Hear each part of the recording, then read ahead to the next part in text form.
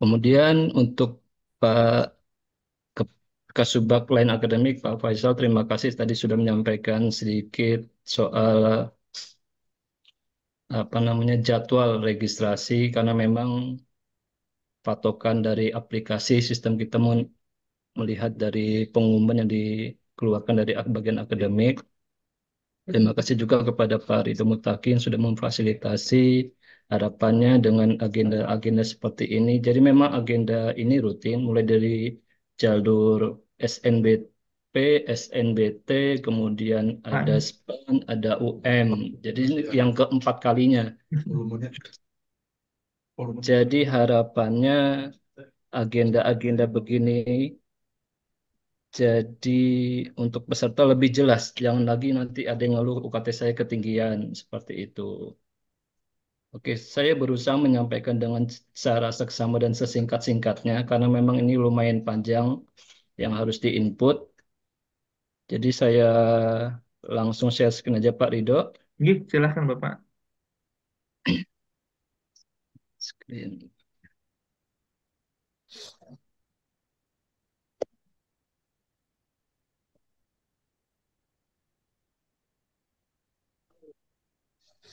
Oke, sudah nampak Bapak? Gih, sudah terlihat Pak, jelas. Oke, untuk awalan sebelum kita masuk ke teknis aplikasi UKT, kemarin per jam 3 sore WIB sudah rilis pengumuman, jadi teman-teman bisa ngecek di sini ya, di halaman pengumuman ini di UMPT Kina CD, klik pengumuman. Nah, nanti dari sini kan nanti ngisi nomor ujian, apakah nanti dinyatakan lulus atau tidak lulus, atau nomor yang dicari tidak ketemu. Nah, biasanya nanti kalau dinyatakan lulus akan nanti diarahkan ke website atau ke nomor telepon yang terdata di panitia pusat. Nah, karena teman-teman ini masuknya di UINSI, nanti akan diarahkan ke website UINSI seperti ini. Jadi website ini adalah website resmi yang dikelola oleh bagian humas. Jadi ini resmi dari lembaga. Jadi semua informasi itu sebisa mungkin dari website resmi ya. Jadi seperti agenda hari ini sudah diumumkan di sini, pengumuman registrasi UM PTKIN 2024. Nah, ketika baca ini, pengumuman ini, harapannya itu betul-betul dipahami. Ini saya bacakan. Sehubungan dengan telah ditetapkannya pengumuman kelulusan bagi mahasiswa baru jalur seleksi UMPTKIN tahun 2004, maka dengan ini kami sampaikan tahapan proses penetapan dan pembayaran UKT serta registrasi.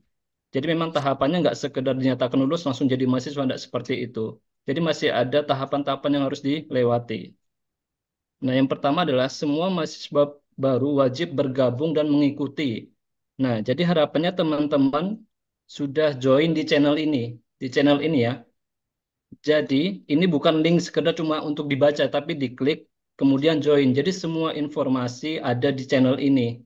Jangan nanti buat grup baru, nanti buat pengumuman yang nggak resmi seperti itu. Terserah kalau teman-teman mau buat apa grup angkatan itu boleh, tapi untuk informasi resmi dari lembaga semua diakomodir lewat channel ini. Seperti itu. Nah, adapun tahapan-tahapannya adalah untuk hari Senin kemarin 8 Juli itu pengumuman kelulusan jam 3 sore. Nah, agenda hari ini nomor 2 Selasa mulai jam 9 tadi. Nah, untuk pendaftaran itu mulainya besok.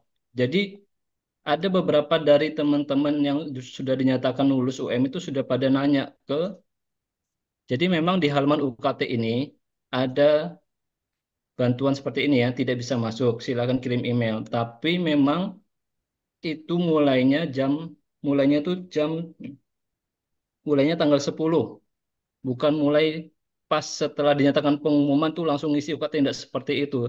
Jadi data itu dari panitia pusat, itu ada jeda waktu dari pengumuman dirilis, itu ke panitia lokal. Nah, panitia lokal untuk masukkan ke aplikasi UKT itu perlu proses. Makanya di sini ada tahapan untuk pengumuman, pengarahan, kemudian pendaftaran. Jadi saya sampaikan sekali lagi, pengisian UKT mulainya besok. Jam Dicoba nanti jam 12 lewat 1 menit deh cobain. Insya Allah sudah bisa. Kalaupun belum bisa nanti jam 12 bisa dicoba pagi harinya bangun tidur seperti itu. Kemudian pengisian itu mulainya tanggal 10 sampai 17 Juli. Masih ada 8 hari kalender untuk menyiapkan berkas-berkas yang disiapkan. Kemudian nanti tanggal 12 sampai 19 Juli ini adalah konfirmasi dan verifikasi yang dilakukan oleh tim verifikator bagian akademik. Kemudian tanggal 23 Juli adalah pengumuman besaran tarif. Ini di portalnya UKT masing-masing. Tanggal 24 sampai 30 Juli pembayaran UKT semester 1. Jadi semuanya sudah ada sesi-sesinya, sudah ada tanggal-tanggalnya. Jangan sampai nanti sudah masuk di bagian pengumuman baru sadar saya belum ngisi UKT. Nah, untuk teman-teman yang nggak ngisi UKT itu di nomor di sini sudah disampaikan, mana ya?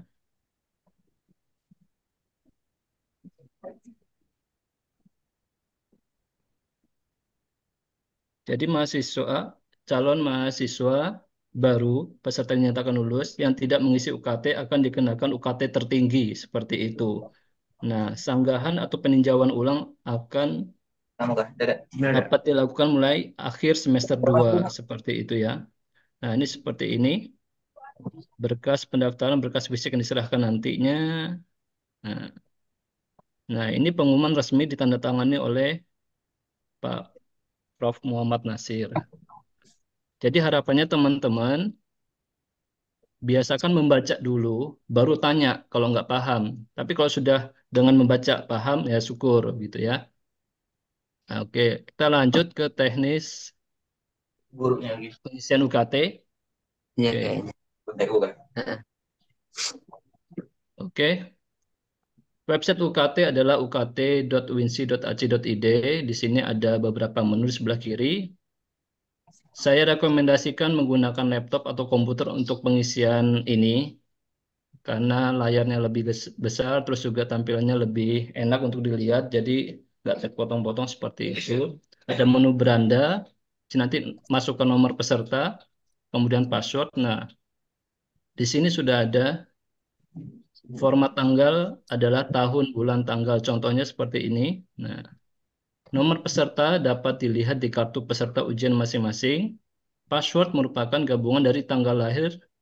Contoh lahir pada tanggal 27 Januari 2001, maka passwordnya adalah 2001-01-27. Jadi formatnya tahun, bulan, tanggal dibalik seperti itu. Nah, apa itu uang kuliah tunggal? Nah, biaya kuliah yang ditanggung setiap mahasiswa berdasarkan kemampuan ekonomi yang bersangkutan. Ini berdasarkan keputusan Menteri Agama nomor 498 tahun 2024 tentang UKT pada PTKIN tahun akademik 2024. Jadi memang setiap tahun KMA ini diperbaharui. Jadi seluruh Indonesia UKT di perguruan tinggi agama Islam itu transparan. Tidak ada yang tutup-tutupi sesuai dengan KMA itu. Jadi misalnya untuk UINSI Samarinda, Fakultas Tarbiyah Ilmu Keguruan, Prodi Pendidikan Agama Islam itu mulai dari 400.000, 16, 2.300, 29, 33, 3.400, 3.800, 4.300. Nah, ini yang paling tinggi. Jadi misalnya nanti ada teman-teman yang lulusan di Prodi PAI tidak mengisi UKT. Nah, secara otomatis sistem UKT itu akan memberikan UKT tertinggi yaitu 4.300. Nah, jadi harapannya nanti dalam proses pengisian UKT itu diisi dengan benar-benar detail dengan data sebenar-benarnya. Kalau emang datanya itu ada diisi, jangan diabaikan seperti itu ya. Jadi setiap prodi besaran UKT-nya itu beda-beda. Mulai dari 400 sampai yang paling tinggi ini ya. Nanti bisa dilihat sendiri di website UKT sebagai bahan pertimbangan. Yang lain ya itu.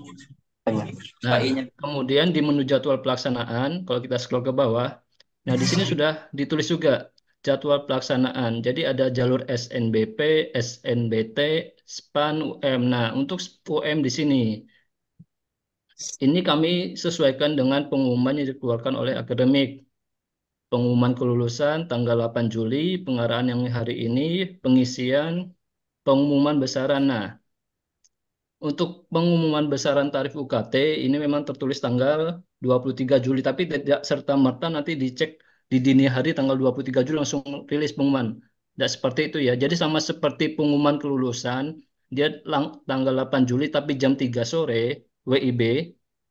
Nah, bisa jadi pengumuman besaran ini tanggal 23 Juli ya mungkin sekitar agak siang seperti itu, tapi tetap di tanggal 23 Juli, tidak serta-merta jam 1 dini hari langsung rilis pengumuman. Tidak seperti itu ya, jadi perlu waktu untuk prosesnya.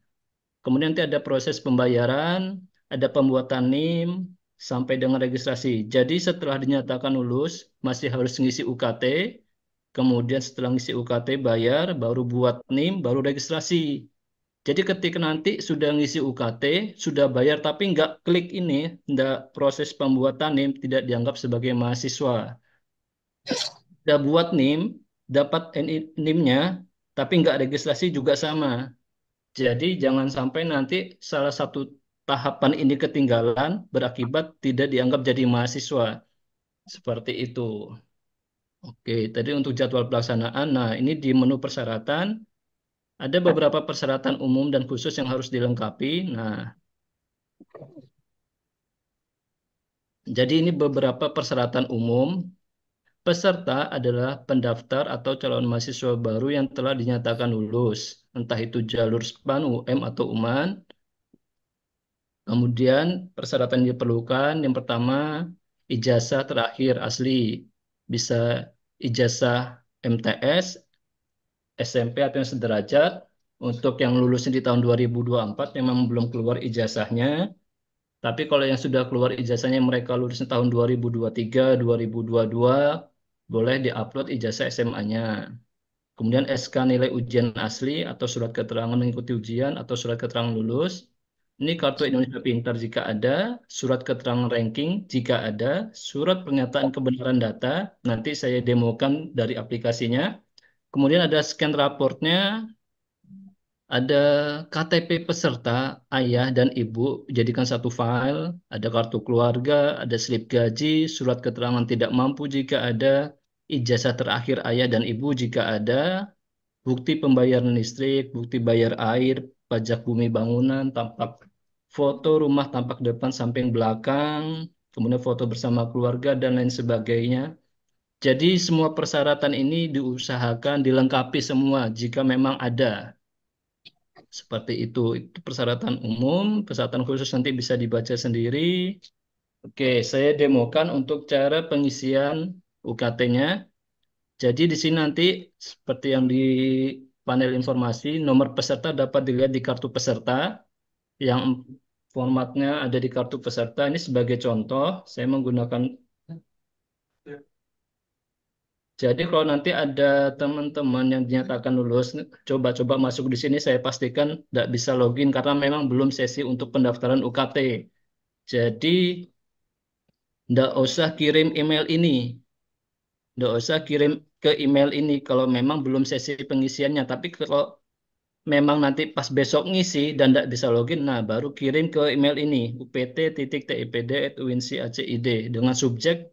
Ini saya pikir teman-teman masih sudah mulai terbiasa ya pakai subjek, hashtagnya bantuan UKT, jangan sembarangan ngisi subjek karena memang di email itu tidak cuma ngurusin ini aja. Jadi email itu ada yang ngurusin perbaikan data, perubahan data. Jadi kita bisa memfilter, oh ini subjeknya bantuan UKT, ini prioritas seperti itu. Nanti jelaskan permasalahannya dan lampirkan kartu peserta beserta tanggal lahir. Nah, email akan kami respon pada hari dan jam kerja, seperti itu. Jadi kalau ngirimnya tengah malam, ya kami balasnya besok pagi ketika masuk kantor. Oke, jadi nomor peserta, passwordnya diisi, formatnya tanggal, tahun, bulan, tanggal, klik masuk. Nah, di sini menu beranda dari aplikasi UKT ini. Jadi perhatian di sini tolong diperhatikan, tahap pengisian data pada sistem UKT dapat dilihat pada gambar di bawah ini. Pengisian data setiap tahap saling berkaitan. Jika ada menu pengisian yang tidak dapat dibuka atau dipilih berarti Anda belum menyelesaikan tahap pengisian data sebelumnya.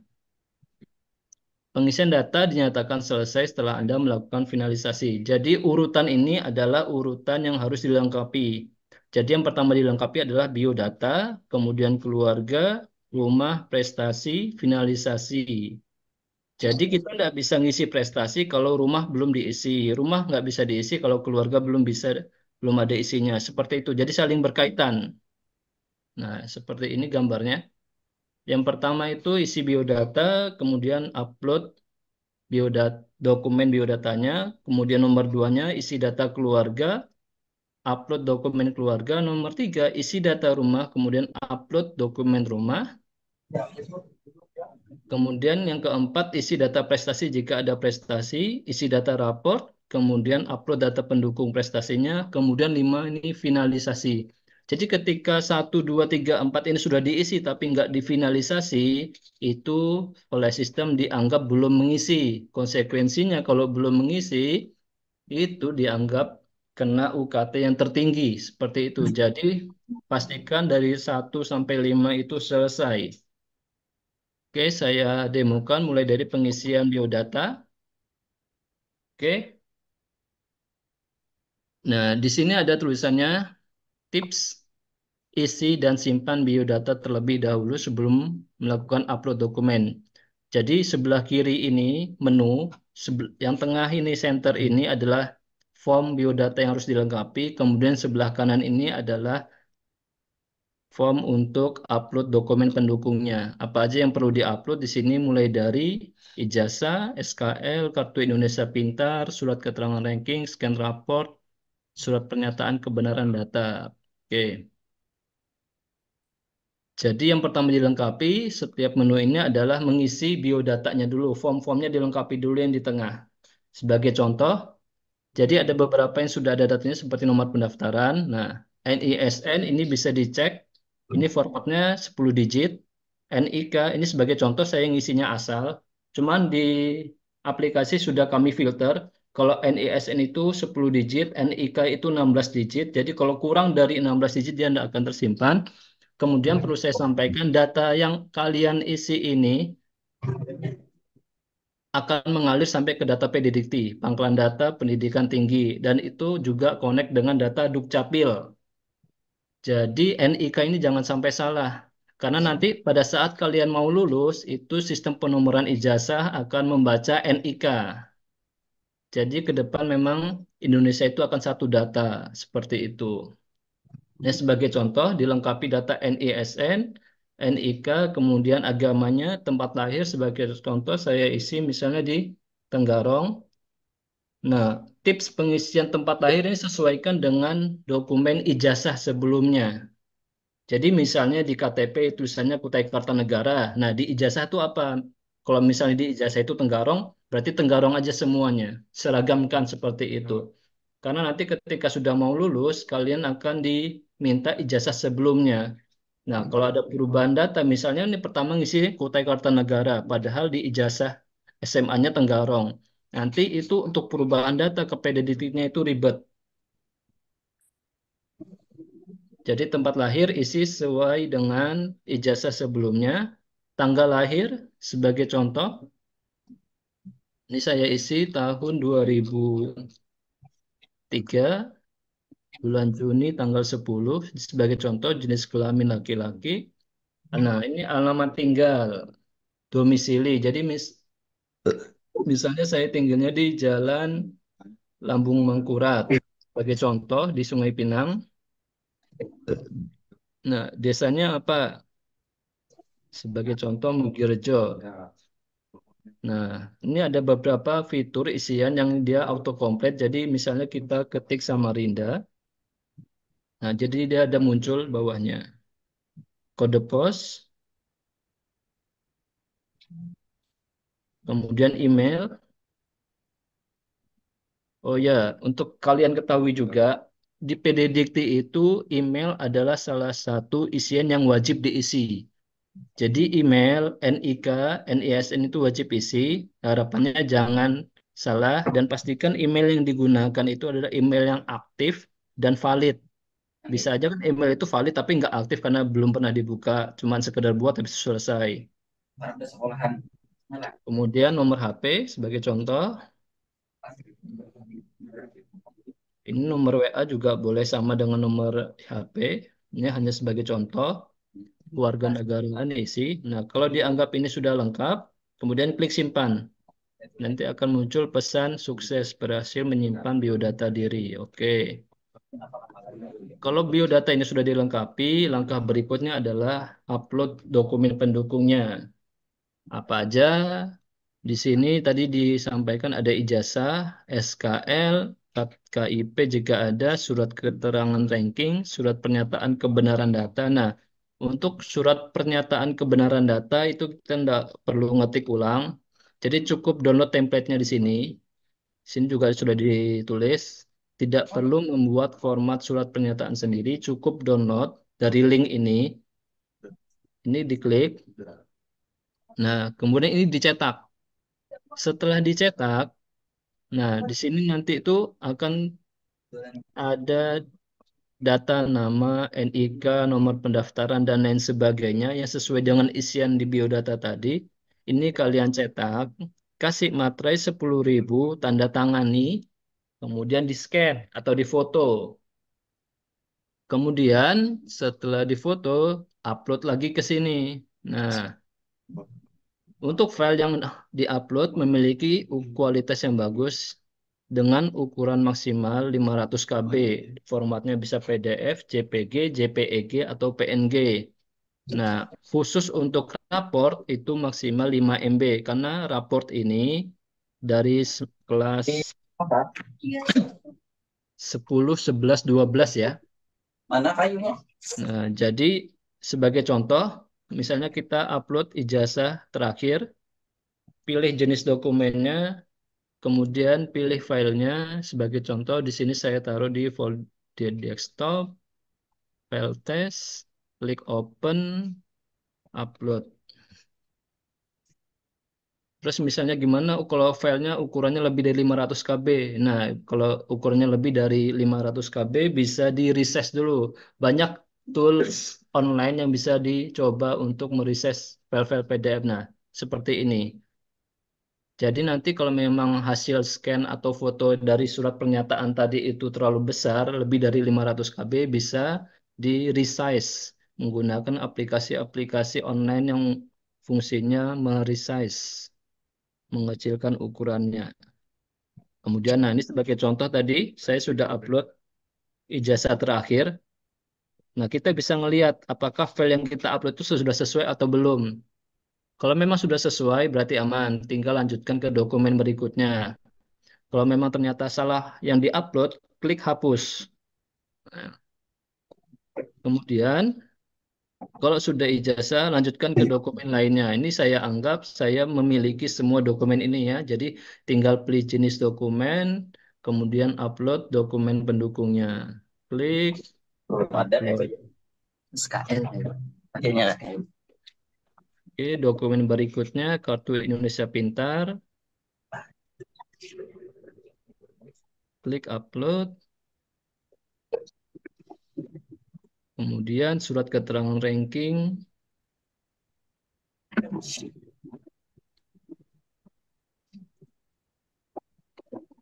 Kemudian surat pernyataan kebenaran data yang tadi yang ini, yang saya kasih lihat tadi yang ini dicetak, dikasih materai 10.000, ditandatangani baru difoto. Jadi bukan dicetak terus di-scan lagi, enggak gitu. Jadi data itu kalau memang belum dilengkapin dianggap tidak valid oleh verifikator. Akibatnya nanti bobotnya berkurang seperti itu.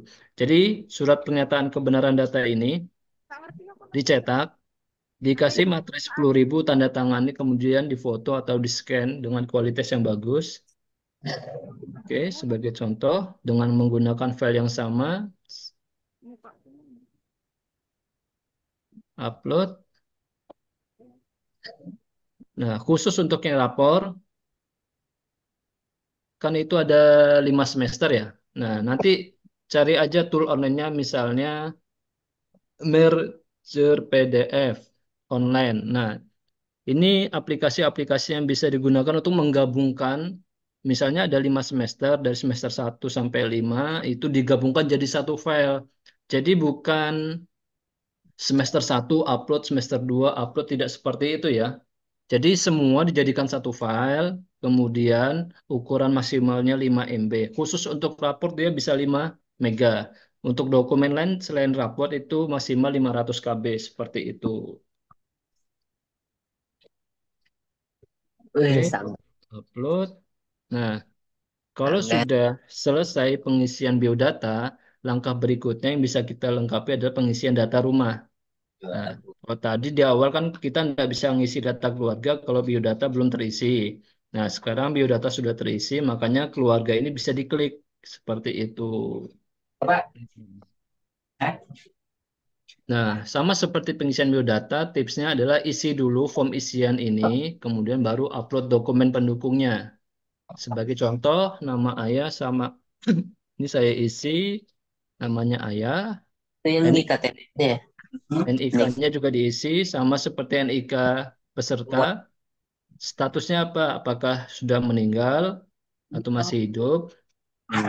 Kemudian pendidikan terakhir ayah apa? Misalnya pendidikan sarjana. Pekerjaannya apa? Misalnya sebagai nelayan atau wira swasta. Nah, penghasilannya berapa? Misalnya penghasilannya 5 juta. Kalau 5 juta tidak perlu ditulis koma atau titik tiap 3 digitnya, cukup diisi 0 seperti ini. Jadi tidak perlu dikasih titik atau koma sebagai pembatas ribunya gitu ya. Terus juga nggak bisa diisi dengan angka. Ya. Huruf maksudnya. Jadi ini full angka aja. Misalnya gajinya 5 juta, diisi seperti ini. Nah, nomor HP ayah bisa diisi. Nah, nama ibu misalnya diisi dengan nama ibu. NIK-nya berapa? Statusnya jika masih hidup pilih hidup, jika meninggal sudah pilih meninggal. Pendidikan misalnya tamat SMA, pekerjaan misalnya kalau ada yang tidak terakomodir oleh ini bisa pilih lain-lain. Penghasilan misalnya 500.000. Kalau tadi ayah 5 juta, ini sebagai contoh saya isi 500.000, nolnya 5 digit. Nomor HP-nya sebagai contoh. Nah, jumlah anggota keluarga yang masih ditanggung oleh orang tua. Jadi misalnya masih ada punya adik satu dan yang di sini adalah anak pertama, berarti jumlah anggota keluarga 1, 2, 3. Berarti diisi 3. Ya tuh dia. Nah, Aman untuk Bapak. alamat diisi misalnya alamat orang tuanya di mana misalnya di Gerilya gitu. Diisi Jalan Gerilya, misalnya Mugirejo, keluarga negaraan juga diisi, kemudian klik simpan. Nah, di sini akan keluar notifikasi berhasil memperbarui data keluarga. Nah, sama seperti mengisi biodata, setelah mengisi biodata keluarga yang dilengkapi adalah mengisi dokumen pendukungnya. Apa aja dokumennya? Nah, di sini ada KTP si peserta, KTP ayah, dan KTP ibu. Nah, ini jadikan satu file juga, sama seperti raport. Ini diisi, diupload satu kali. Jadi KTP peserta, KTP ayah, KTP ibu jadikan satu file PDF. Atau mau jadi file JPEG juga boleh. Jadi KTP-nya diatur sedemikian rupa, difoto pakai HP, jadi satu file, ukurannya maksimal 500 KB, kemudian di-upload seperti itu. Oke.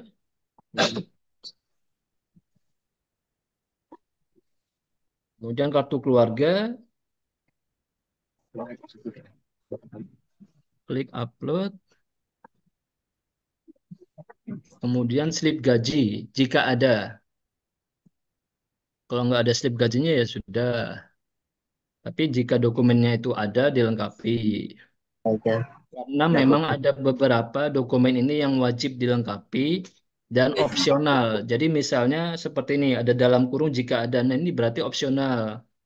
Tidak ada pun kita masih bisa melanjutkan. Seperti tadi saya sudah mengisi KTP, sudah mengupload KTP, kartu keluarga, slip. Nah, sebetulnya di sini kan diminta 5 dokumen. Nah, saya baru mengisi ini. Nah, dokumen yang berikutnya ini misalnya saya tidak ada filenya seperti itu. Nah, saya bisa melanjutkan ke proses berikutnya, ngisi data rumah. Tapi jika memang dokumen yang diminta oleh aplikasi ini ada, ya udah dilengkapi aja seperti itu. Kalau memang tidak ada dan ini memang sifatnya opsional, jika ada, ya bisa dilewatin. Oke, sebagai contoh, saya anggap dokumennya ada semua. Klik jenis dokumen, upload dokumen.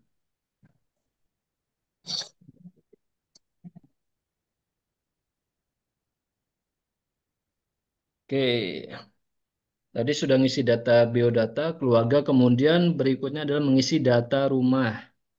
Nah, untuk pengisian data rumah ada baiknya ini teman-teman tanya sama orang tua atau orang-orang yang lebih paham soal rumah ya. Karena memang di sini agak teknis. Sebagai contoh di sini status saat ini tinggalnya sama siapa? Misal sama orang tua, pilih rumah orang tua. Kemudian tahun kepemilikan, misalnya dimiliki tahun 1999. Sumber listriknya apa? Misalnya dari PLN, terus besaran dayanya berapa? Nah, seperti ini kan mungkin nggak ikut bayar ya tagihan listriknya ya. Ada yang tegangnya 450, ada yang 900, 1.300, 2.200. Nah, itu bisa ditanyakan ke orang tua kalian yang bayar tagihan PLN-nya. Karena memang watt tiap rumah itu beda-beda seperti itu. Kemudian sumber airnya apa? Bisa dipilih jika memang tidak ada sumber air. Pilih tidak ada, misalnya dari sumur, berarti pilih tidak ada. Kemudian luas tanah. Nah, luas tanah ini diisi dalam satuan meter persegi. Jadi ngitungnya itu lebar dari kiri ke kanan, kemudian dari depan ke belakang. Jadi misalnya luas tanahnya 10. Eh, dari kiri ke kanan itu 10 meter, depan ke belakang itu 10 meter, maka 10 kali 10 sama dengan 100. Seperti itu. Jadi bukan misalnya lebarnya 6 meter, terus panjang ke belakangnya 12, diisinya 16. Nah, ini salah, dianggap tidak valid nanti isiannya. Jadi, supaya ngisinya itu benar, bisa tanyakan ke orang tua atau orang yang lebih paham soal pengukuran tanah seperti ini. Jadi, misalnya ukuran tanahnya tadi seperti disampaikan, lebarnya 10, panjang ke belakangnya 10, berarti 10 kali 10 sama dengan 100 meter persegi. Nah, kemudian luas rumah. Nah, dari 100 meter persegi tanah itu kan tidak semuanya dibangunkan jadi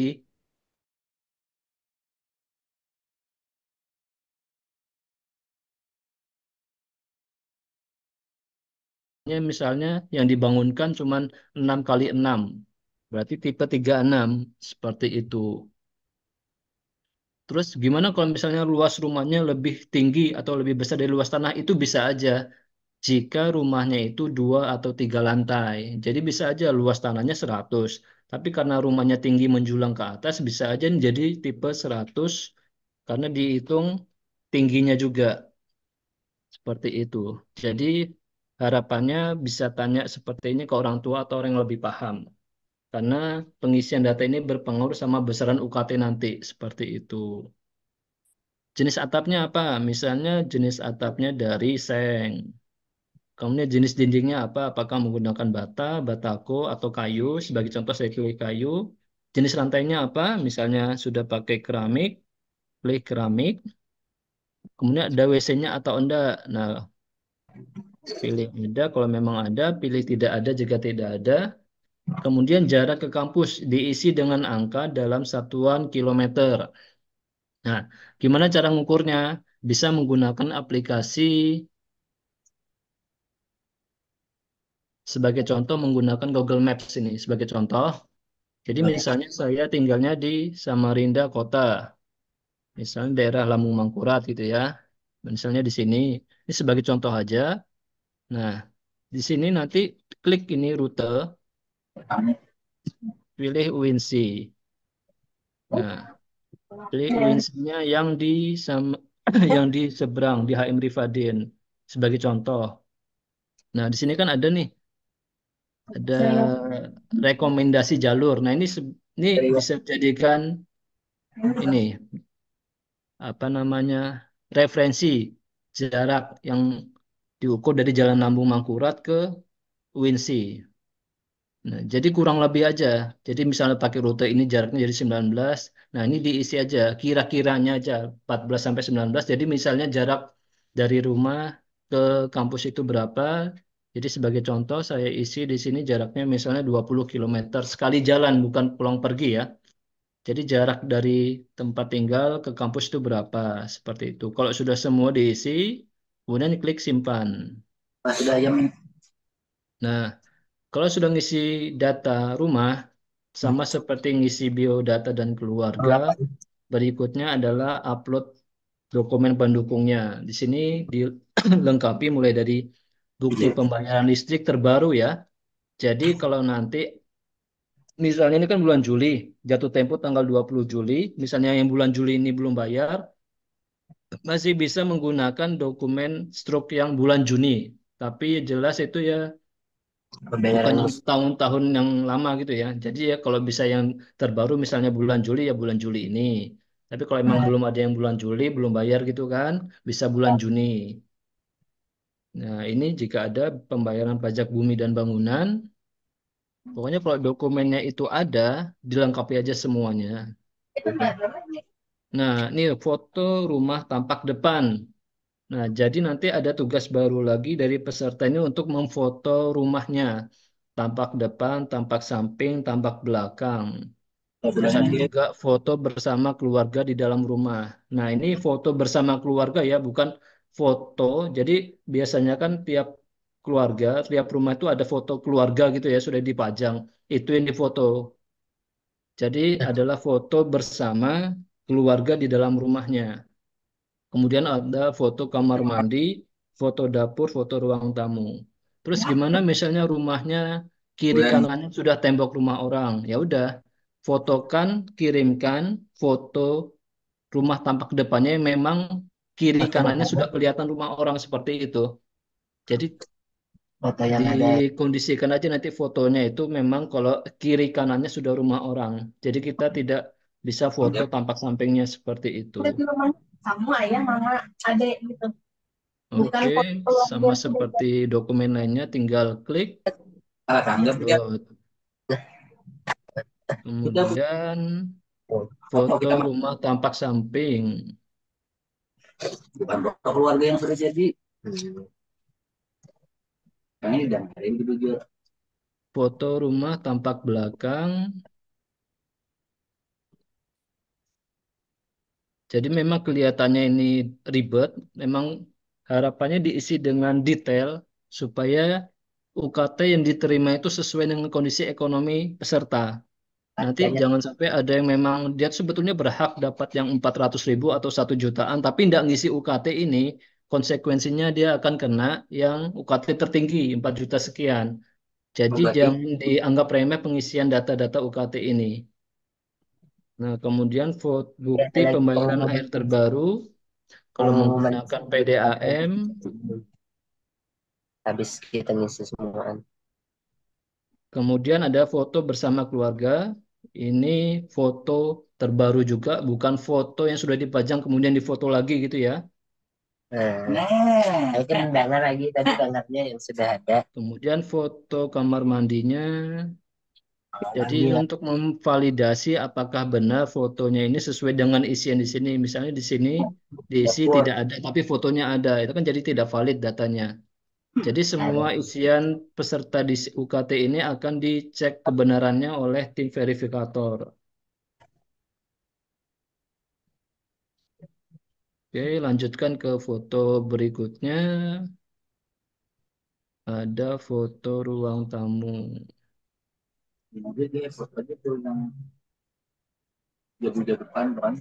Oke, kalau sudah selesai semua, kita sama seperti pengisi biodata keluarga rumah, kita bisa lihat apa benar ini yang diupload itu sudah sesuai. Nanti khawatirnya salah gitu kan. Nah, kalau salah bisa tinggal hapus seperti itu. Jadi misalnya nih, oh PBB nih saya tidak ada, misalnya seperti itu. Klik tampil, oh ternyata filenya salah. Oke, klik hapus. Nah, seperti itu. Nggak apa gitu. Ya, Nah, kalau sudah selesai pengisian data rumah, berikutnya adalah pengisian data prestasi. memang kalau misalnya nggak ada ya Nah, di harus sini ada tips melakukan kesalahan saat mengisi prestasi atau raport, kamu bisa hapus lalu upload ulang. Jadi misalnya saya ngisi data raport seperti ini, mulai dari semester 10, kelas 10, semester 1, 2, sampai dengan kelas 12, semester 1. Jadi misalnya di semester 1 nilai rata-rata saya misalnya 89, klik simpan. Kemudian tambahkan untuk semester berikutnya. Jadi 90, ini sebagai contoh. Kemudian semester berikutnya dapat jadi 88. Kemudian di semester keempatnya dapat 90 lagi. Semester kelimanya jadi 93 misalnya sebagai contoh.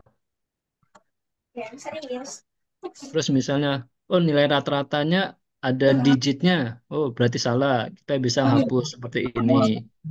Oke, jadi misalnya bukan 93 tapi 93, berapa gitu kan. Nah, itu menggunakan karakter titik. Jadi menggunakan karakter titik ini misalnya 93,5. Nah, itu pakai titik bukan pakai koma seperti itu. Oke, jadi sini nanti tampil dari semester 1 sampai semester 5 nilai rata-rata berapa, kemudian tanggal ngisinya kapan. Itu untuk rapor sudah tersimpan, kemudian untuk prestasi.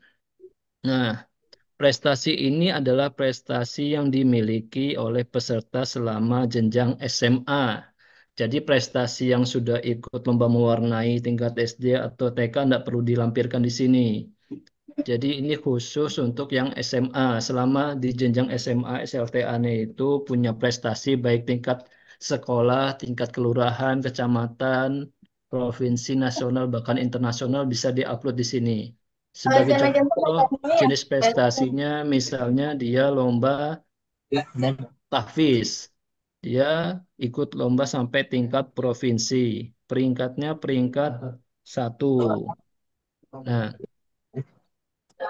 Nah, pilih dokumennya. Jadi, adapun dokumennya ini yang diupload adalah dokumen bukti bukti seperti sertifikat atau ijazah itu ya.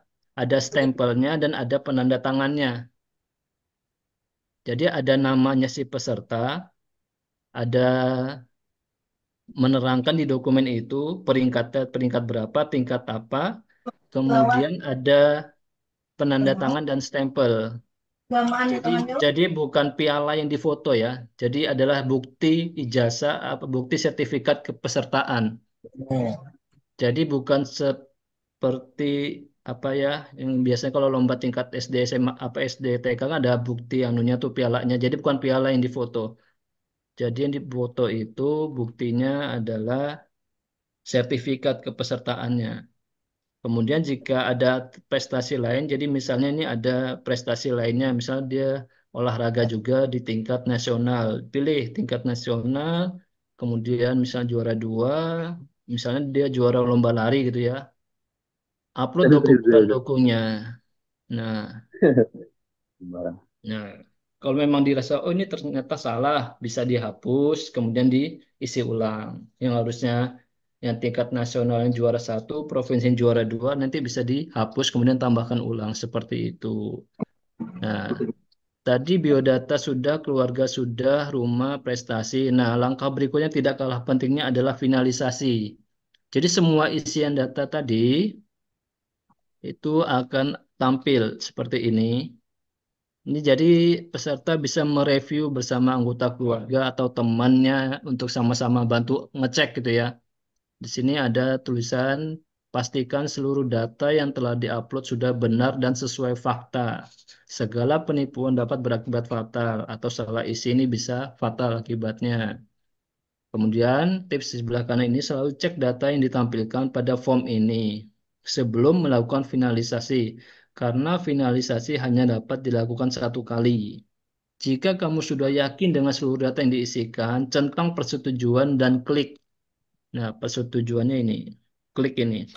Kalau dirasa sudah yakin, nah, tinggal centang ini. Di sini ada tulisannya, saya yakin dan menyatakan bahwa data yang ditambahkan dan tertera di overview ini, di atas ini, adalah data yang benar dan dapat dipertanggungjawabkan secara hukum. Nah, tadi teman-teman sudah mengupload juga surat pernyataan kebenaran data. Jadi di atas materai dan itu sudah punya kekuatan hukum, nomor pesertanya sekian, NISN sekian. Kalau perlu ini dicetak aja, cetak nggak apa-apa, kemudian dicentang dari isian di laptop, di komputer, kalian centang di kertas itu, oh ini sesuai, ini sesuai, ini sesuai seperti itu. Kemudian pengisian data keluarga, misalnya pas ngisi data penghasilan tadi, nolnya kebanyakan, ini bukan 5 juta harusnya, ini harusnya cuman 1.500.000 gitu. Atau harusnya ini bukan 5 juta tapi 50 juta gitu. Juga bisa diedit seperti itu. Karena kan waktu ngisi tadi kan nggak kelihatan tuh titiknya. Nah, misalnya kesalahannya ada di pengisian data keluarga, di segmen keluarga ini, jadi peserta bisa langsung klik data ini. Kembali ke menu keluarga, tinggal tambahin nolnya. Jadi misal penghasilan dari tadi salah, oh nolnya kurang, harusnya 50 juta, bukan 5 juta gitu ya. Nah, klik simpan. Nah, kemudian klik tombol finalisasi lagi, kita lihat overview lagi setelah kita update. Nah, di sini sudah terupdate ya. Yang tadinya 5 juta jadi 50 juta. Kemudian pokoknya data yang ada di UKT isi selengkap mungkin. Dan isi data sebenar-benarnya datanya, jangan ngasal gitu ya. Kemudian bla bla bla segmen rumah. Nah, ini yang saya ingatkan lagi untuk pengisian data luas tanah, luas bangunan bisa tanyakan ke orang tua atau orang-orang yang memang paham. Jangan asal ngukur gitu, oh lebarnya 6 meter, kemudian diisi luas bangunannya 6 meter. Tidak seperti itu perhitungannya ya. Karena salah pengisian ini berakibat ke UKT seperti itu. Kemudian jika memang dirasa sudah fix, oh ternyata sampai dengan bagian prestasi tidak ada kesalahan, sudah benar, tinggal klik ini, saya yakin, dan menyatakan bahwa data overview di atas adalah data yang benar dan dapat dipertanggungjawabkan secara hukum. Langkah terakhir yang harus dilengkapi itu adalah finalisasi. Dan ini hanya bisa dilakukan sekali. Nah, jadi kalau sudah difinalisasi seperti ini, teman-teman, peserta sudah tidak bisa mengisi ini lagi karena sudah memfinalkan. Jadi mulai tanggal 10 sampai 17 Juli, di sesi-sesi pengisian ini, harapannya betul-betul diisi. Nah, jadi kayak mau daftar kali ya. Nah, di sini nanti ada lembar bukti pendaftaran UKT. Jadi misalnya tadi sudah ngisi UKT tapi nggak sampai finalisasi, dianggap sama sistem oleh aplikasi itu belum mengisi UKT. Konsekuensinya, saya ulangi lagi, akan dikenakan UKT tertinggi. Seperti itu. Nah, kemudian di menu bawahnya adalah pembayaran UKT. Ini bisa diakses nanti setelah sesi pembayaran. Jadi bank mitra kita itu ada BSI, ada BTN, ada Bank Kaltim-Tara Syariah. Oke. Itu tadi untuk pengisian UKT. Selanjutnya, setelah ngisi UKT, di sini di lembar pengumuman, saya sampaikan juga, setelah pengisian UKT itu akan ada sesi konfirmasi dan verifikasi oleh tim verifikator, kemudian ada pengumuman tanggal 23 Juli, pembayaran mulai 24 sampai 30 Juli ya. Tolong diperhatikan, jadi bayarnya itu sudah ditentukan tanggal-tanggalnya. Kemudian setelah bayar, setelah bayar langkah berikutnya adalah membuat NIM. Jadi ada beberapa peserta yang jalur-jalur sebelumnya itu ada yang sudah dinyatakan lulus, isi UKT, tapi bayar tidak buat NIM. Jadi langkah berikutnya adalah buat NIM ini. Sebagai contoh, saya coba bukakan link untuk generate NIM. Nah, seperti ini. Nah, ini website untuk generate NIM ini diisi setelah membayar UKT ya. Jadi ada beberapa isian yang harus dilengkapi oleh peserta, mulai dari nomor peserta, PIN yang didapatkan di slip pembayarannya nanti. Jadi slipnya jangan sampai hilang karena di slip itu ada PIN berupa 6 digit angka yang digunakan untuk generate NIM. Kemudian ada NISN, NIK, tempat lahir, tanggal lahir, nama ibu kandung, alamat email. Kemudian ada isian captcha, jawab soal singkat seperti ini. Kemudian proses buat NIM. Nah, di sini ada petunjuknya. Nah, di bawah ini adalah langkah-langkah yang harus dilakukan oleh mahasiswa baru. Jadi, lulus seleksi salah satu jalur ini, SPAN, PTKIN, UMPTKN atau UMAN, mengisi form UKT tadi sudah. Nah, kemudian telah memperoleh besaran tarif, kemudian melakukan pembayaran, generate NIM. Nah, di sini nomor 6, catat dan dokumentasikan NIM dengan sebaik-baiknya karena NIM Anda akan digunakan selama menjadi mahasiswa aktif di UNC Samarinda. Jadi NIM itu yang akan menjadi nomor ID di WNC yang akan digunakan untuk login di portal mahasiswa. Nah, seperti itu. Nah, nanti setelah generate name ini, Siswa. kalian akan mengisi data di sini di portal mahasiswa. Harus Nah, di bayar. portal mahasiswa ini yang Anda kerjakan ada mulai dari registrasi. Untuk mahasiswa baru, registrasi ini wajib diisi. Kemudian adalah melihat jadwal kuliah, menambah prestasi mahasiswa. Jika selama jadi mahasiswa ada prestasi-prestasi ikut UKM misalnya atau ikut kejuaraan tertentu, bisa diisi di portal mahasiswa nanti. Kemudian untuk mengajukan cuti, membuat kartu rencana studi, mengisi kuesioner, mengecek hasil studi, mendaftar ujian kompe, munakosah, semua dilakukan di portal mahasiswa ini. Jadi setelah bayar, generate name, name itu dicatat. Kemudian name itu yang akan dijadikan username di portal mahasiswa. Kemudian misalnya lupa password gimana? Kalau NIM-nya misalnya apa? NIM-nya sudah dapat tapi passwordnya lupa. Nah, di sini nanti ada fitur lupa password menggunakan NIK seperti itu. Oke, tadi sudah mulai dari pengisian UKT. Nah, tadi. Nah, UKT sudah, generate NIM sudah, registrasi sudah. Oke, mungkin itu sudah. Jadi harapannya teman-teman peserta untuk membaca, terus juga saya sarankan untuk join di channel resminya ini. Jadi silakan buat grup-grup yang tidak resmi yang buat teman-teman angkatan atau teman-teman satu prodi, satu jurusan, silahkan. Tapi untuk informasi resmi itu mulai dari awal sampai masuk itu ada di channel ini. Kemudian bisa dicek di website UNC atau di sosial medianya UNC. Di situ sudah Pak, ada info-info terbaru Assalamualaikum seperti warahmatullahi itu. wabarakatuh. Pak, saya mau bertanya. Sebentar, saya belum selesai. Tolong jangan Oh, dipotong oke. dulu. Ya, Pak. Sabar, Oke. sabar. Oke, jadi Sabar, sabar. kalau poin-poin yang ditanyakan itu sudah ada di sini, jangan ditanyakan lagi ya, seperti itu ya. Jadi seperti kata Pak WR1 tadi, biasakan membaca dulu. Kalau yang dari yang dibaca itu nggak paham, baru tanya. Tapi kalau memang sudah resmi, misalnya kayak gini, pendaftaran UKT melalui laman UKT itu mulai tanggal 10 Juli. Tapi faktanya di email kami UPT TIPD itu mulai tanggal 9 Juli itu sudah pada bertanya. Nah, berarti kan tidak membaca seperti itu ya. Itu ada 10 lebih yang bertanya saya tidak bisa login. Saya sudah login dengan user password yang benar tapi tetap tidak bisa gitu. Jadi betul-betul dibaca dulu, dipahami. Baru kalau memang nggak ada di poin-poin yang ada di pengumuman, kemudian tanyakan seperti itu. Kemudian juga di website UNC itu perlu saya sampaikan, setiap tahun itu ada yang namanya kalender akademik.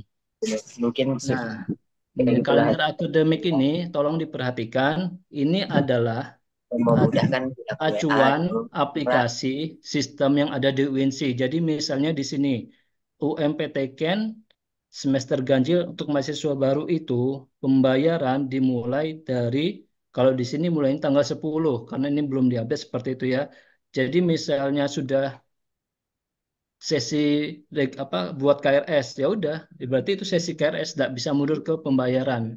Jadi semua itu sudah diatur. Jadi harapannya semua pengumuman yang dikeluarkan oleh lembaga ada di websitenya UINSI itu bisa diperhatikan. Jadi semua itu sudah diatur tanggal-tanggalnya. Karena kita juga punya kewajiban untuk melaporkan data ke PD Dikti seperti itu. Dan itu juga sudah diatur jadwalnya. Kita tidak bisa melaporkan mundur seperti itu. Mungkin seperti itu aja Pak Ridho untuk sementara. Kalau ada yang dianggap kurang jelas.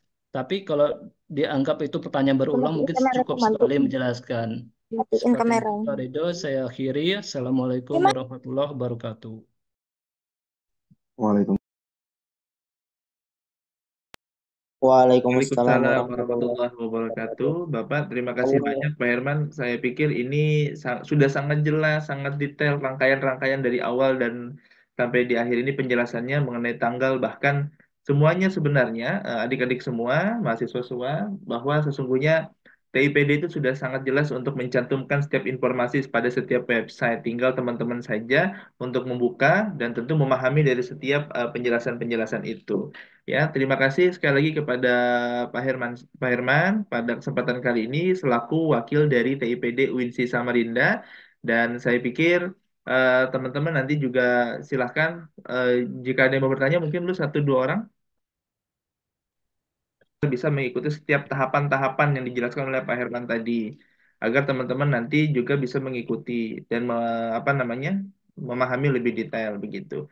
Baik kalau begitu Pak Herman, nampaknya sudah cukup penjelasan kita pada kesempatan kali ini. Sekali lagi saya ucapkan terima kasih yang sebesar-besarnya kepada Bapak Herman Oke, Saestro siap. selaku Sama-sama, dari Pak. TIPD UINSI Samarinda yang luar biasa panjang lebar, detail sekali dengan seksama, detail sekali menjelaskan.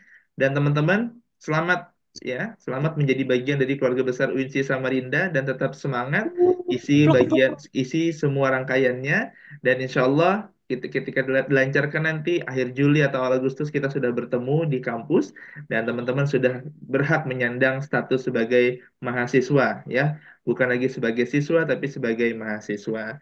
Baik, kalau begitu akhirnya saya mau mutakin pamit undur diri. Silahkan nanti bisa kontak dan komunikasi di informasi PMB ataupun akademik. Ya, tapi harapannya dibaca terlebih dahulu dan dipahami. Mohon maaf kawan-kawan jika ada salah kata. Sampai ketemu di kampus UINSI Samarinda dan saya ulangi lagi bahwa kampus UINSI tidak menerima atau melakukan proses pembayaran di luar dari UKT. Kita tidak ada uang gedung dan lain sebagainya. Jika ada hal-hal pembiayaan yang menurut teman-teman ganjal dan janggal dari informasi yang diinformasikan oleh orang yang tidak bertanggung jawab dapat dilaporkan ke pihak nomor yang sudah sering di-share yaitu di nomor hotline PMB dan juga akademik. Ya, sekali lagi tidak ada uang pangkal, tidak ada uang gedung dan lain sebagainya, hanya membayar uang UKT. Terima kasih, sehat selalu. Semoga dimudahkan. Assalamualaikum warahmatullahi wabarakatuh. Waalaikumsalam warahmatullahi wabarakatuh. Waalaikumsalam warahmatullahi wabarakatuh.